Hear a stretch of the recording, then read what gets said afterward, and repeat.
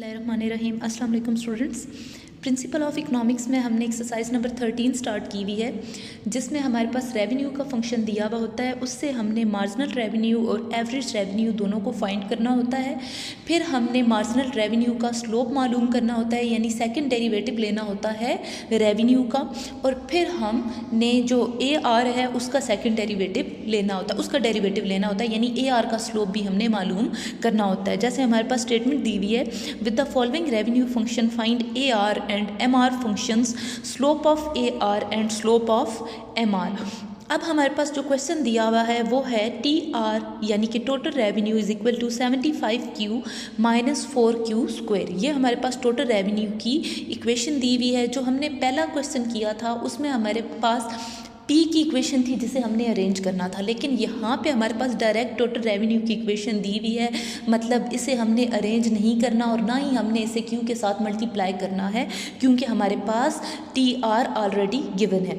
अब हम क्या करेंगे, जब हमने एवरेज रेवेन्यू को मालूम करना होगा, यानी औसत वसूली को हमने मालूम करना होगा, तो हम क्या करेंगे, टी आर को क्यू के साथ डिवाइड कर देंगे, यानी कि कुल वसूली को हम डिवाइड कर देंगे शय की इकाइयों के साथ, is equal to 75Q minus 4Q square divided by Q। अब Q के साथ जब भी इक्वेशन डिवाइड होगी तो जो ऊपर वैल्यू के साथ Q होगा उसको हम कैंसिल कर देंगे। यहाँ पे हमारे पास रह जाएगा 75 और इस क्यूब में हमारे पास Q स्क्वायर था और यहाँ पे सिर्फ एक Q रह गया, यानी 4Q, यानी एवरेज रेवेन्यू हमने मालूम कर लिया है, जिसको हम प्राइस भी कहेंगे। अब है हमारे पास मार्जिनल रेवेन्यू। मार्जिनल रेवेन्यू कैसे आता है, जब हम टोटल रेवेन्यू का डेरिवेटिव लेते हैं। अब हम टी आर का डेरिवेटिव लेंगे, ठीक है। डेरिवेटिव लेने के लिए हम वही करेंगे कि पावर को पहले लिखेंगे, कांस्टेंट को 0 कर देंगे और पावर में से एक माइनस कर देंगे। 75Q1 माइनस 1, यानी पावर में से हमने एक माइनस करना होता है, माइनस 2 इंटू 4। अब ये 2 कहाँ से आया, 2 पावर थी, ठीक है, इंटू 4Q2 माइनस 1, पावर में से एक को माइनस करेंगे, तो यहाँ पे हमारे पास मार्जिनल रेवेन्यू आ जाएगा 75 माइनस 8Q। अब हम क्या मालूम करेंगे, slope of A are. Slope of A are को मालूम करने के लिए हम ए आर का जो फंक्शन है उसका डेरिवेटिव लेंगे, यानी D A R divided by D Q is equal to 0। जो हमारे पास ए आर था, ए आर में जो वैल्यू थी वो थी 75 कांस्टेंट था, कांस्टेंट को हम 0 कर देंगे, माइनस 4Q1 माइनस 1, यानी पावर में से एक को माइनस करेंगे। स्लोप ऑफ ए आर हमारे पास आ गया -4। अगर हम माइनस के साइन को इग्नोर करें तो स्लोप ऑफ ए आर है हमारे पास 4। इसी तरह अगर हम स्लोप ऑफ एम आर को मालूम करें तो वो क्या होगा, D M R divided by D Q, यानी हमने मार्जिनल रेवेन्यू का स्लोप या डेरिवेटिव मालूम करना है, इज इक्वल टू 75 था, 75 को हम 0 कर देंगे, कांस्टेंट था, कांस्टेंट डेरिवेटिव में 0 हो जाता है, -8Q1 माइनस 1। तो यहाँ पे हमारे पास जो स्लोप ऑफ एम आर है वो है -8। अगर हम माइनस के साइन को इग्नोर करें तो स्लोप ऑफ एम आर है हमारे पास 8। इसी तरह इस क्वेश्चन में हमने देखा कि सबसे पहले हमारे पास टी आर दिया हुआ था, टी आर को जब हमने क्यू के साथ डिवाइड किया तो हमारे पास ए आर आ गया, और जब हमने टी आर का डेरिवेटिव लिया तो वो हमारे पास आ गया एम आर। अब हम देखेंगे एक और क्वेश्चन को, वो क्वेश्चन है हमारे पास क्यू डी यानी quantity demand is equal to 60 minus 3P।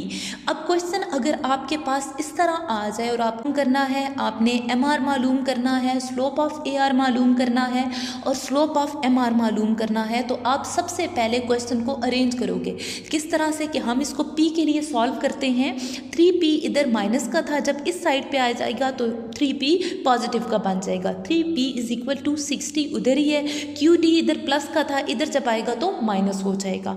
अब हम क्या करेंगे, 3P के साथ मल्टीप्लाई हो रहा है, जब इस साइड पे आएगा तो डिवाइड हो जाएगा, P is equal to 60 minus Q divided by 3। अब हम क्या करेंगे, जब हम 60 को 3 के साथ डिवाइड करें तो वैल्यू आती है 20, और इसी तरह यहाँ पे हमारे पास आ जाएगा 1/3Q। P की वैल्यू हमारे पास आ गई, P is equal to 20 minus 1/3Q। अब हम क्या करेंगे, P हमारे पास आ गया है, अब हमने R बनाना है, यानी रेवेन्यू बनाना है। R is equal to P multiply by Q, यानी हम इसको Q के साथ मल्टीप्लाई कर देंगे, 20 माइनस 1/3Q इंटू Q। अब हमने Q को इसके साथ मल्टीप्लाई करना है तो हमारे पास R आ जाएगा, यहाँ पे आएगा हमारे पास 20Q माइनस 1/3Q स्क्वायर।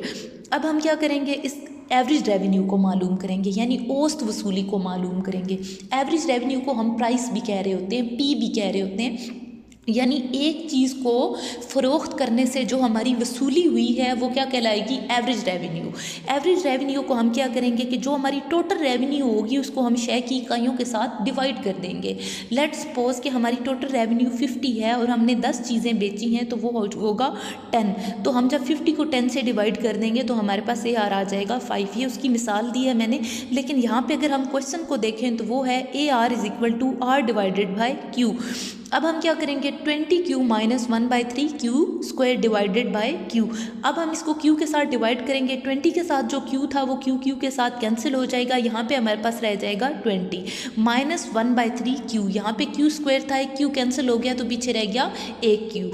अब हम क्या करेंगे, MR को मालूम करेंगे, यानी स्लोप ऑफ MR हम मालूम करेंगे बाद में। सबसे पहले हम MR को मालूम करेंगे। MR = DR divided by DQ = 20Q1 - 1 - 2 power थी, पावर को पहले लिखा, इंटू 1/3 Q2 - 1।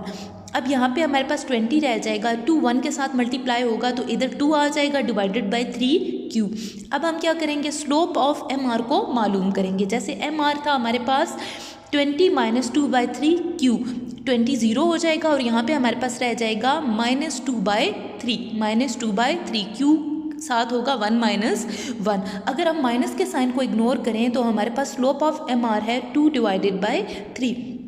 अगर हम मालूम करें स्लोप ऑफ AR को तो वो किस तरह से हम मालूम करेंगे, slope of AR = DAR divided by DQ। इसी तरह यहाँ हमारे पास कांस्टेंट था, डेरिवेटिव में कांस्टेंट 0 हो जाता है, -1/3 Q1 - 1। तो हमारे पास स्लोप ऑफ AR आ जाएगा 1/3। अगर हम -1/3, अगर हम माइनस के साइन को इग्नोर करें तो हमारे पास स्लोप ऑफ AR है 1/3। तो इसी तरह इस क्वेश्चन में हमने मुख्तलिफ चीज़ों को देखा कि अगर हमारे पास Q के लिए इक्वेशन दी हुई हो तो हम उसको कैसे सॉल्व करेंगे, P के लिए दी हुई हो तो कैसे सॉल्व करेंगे, और अगर डायरेक्ट हमारे पास टोटल रेवेन्यू आ जाए तो फिर आसान काम हो जाता है कि जब हम उसका डेरिवेटिव लेंगे तो वो मार्जिनल रेवेन्यू कहलाएगा, जब हम उसको Q के साथ डिवाइड करेंगे तो वो एवरेज रेवेन्यू कहलाएगा।